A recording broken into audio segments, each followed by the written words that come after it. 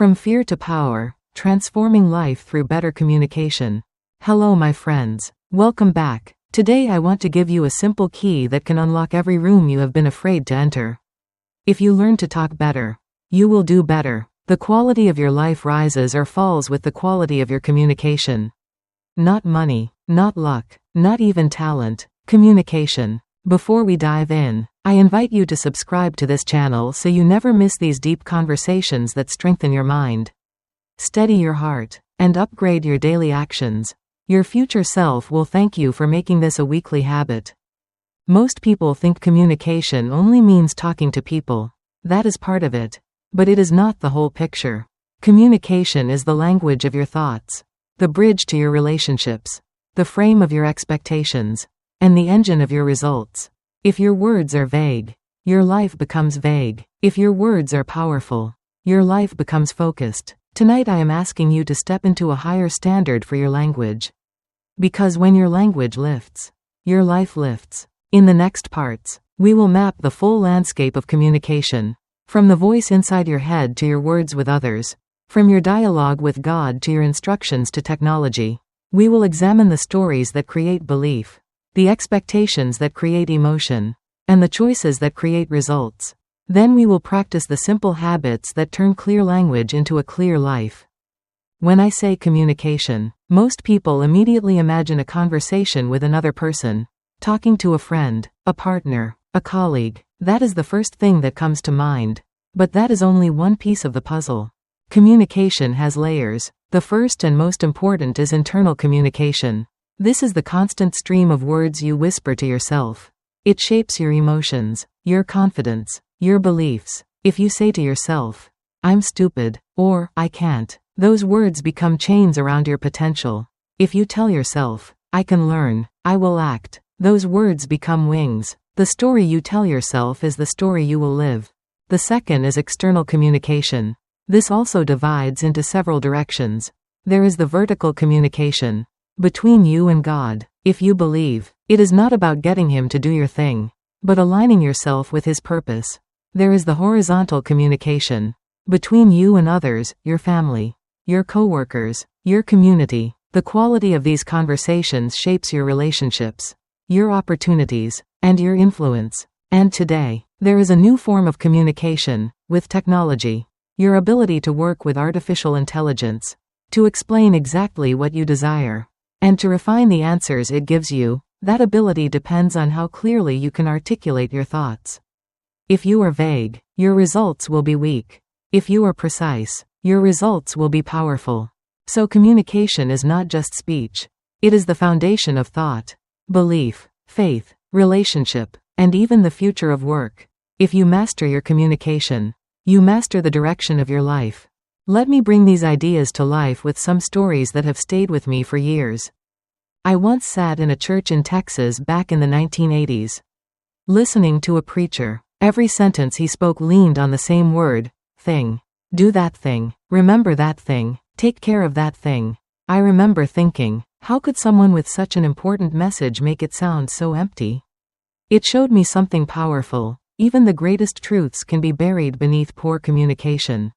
When your words lack clarity, your impact fades. Another time, I met a man who constantly mumbled.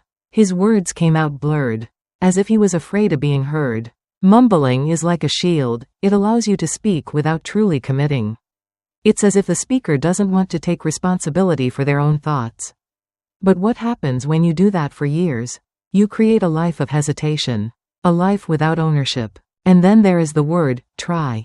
How often do we hear people say, "I'm trying to lose weight," or "I'm trying to start a business"? The truth is, try is an illusion. You either do something, or you don't. When you say, try, you leave the back door open for failure.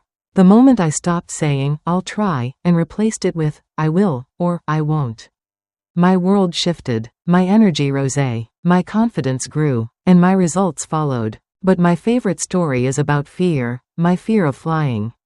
Every time I boarded a plane, my chest tightened. I looked at this giant metal tube, weighing hundreds of thousands of pounds, and I thought, this doesn't make sense. It should not be in the sky. Every bump, every sound, every shake fed my anxiety. My internal communication was screaming, danger. So one day, I decided to change the story. Instead of repeating the fear, I chose to educate myself. I took flying lessons. I learned that planes are designed not just to fly, but to fly better than they stay on the ground. I discovered that if a storm approaches, airports remove planes from the tarmac because the wind can carry them into the air even without engines. I went from gripping the seat in terror to sitting in the co-pilot's chair on a flight to the Bahamas.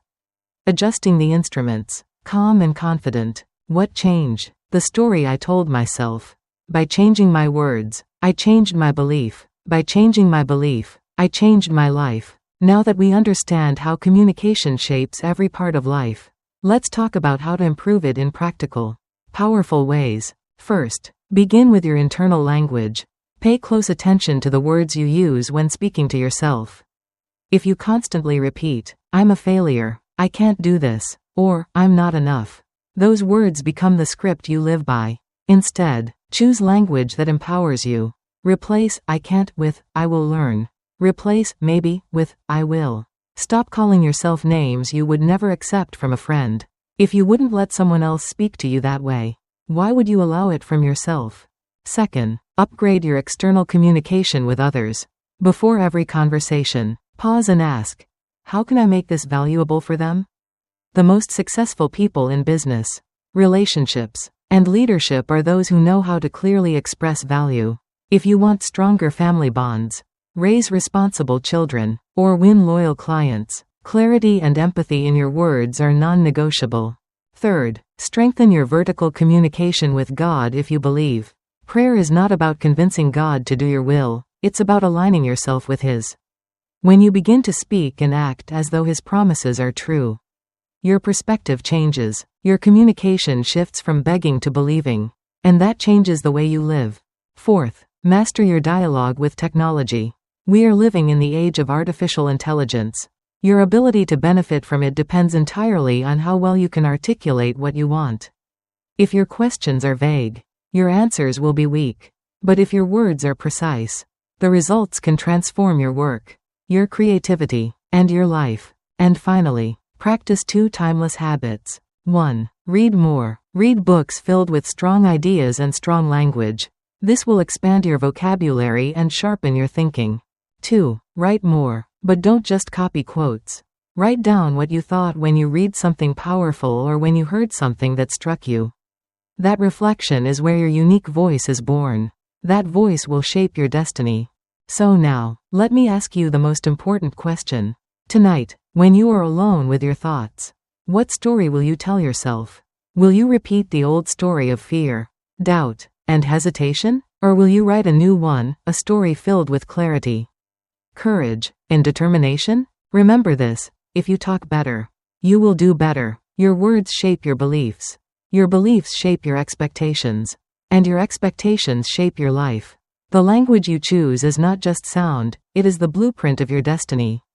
So make a commitment today. Stop saying, "I'll try." Start saying, "I will." Stop tearing yourself down with cruel names. Begin lifting yourself up with words of power. Speak life into your relationships, clarity into your goals, and strength into your future.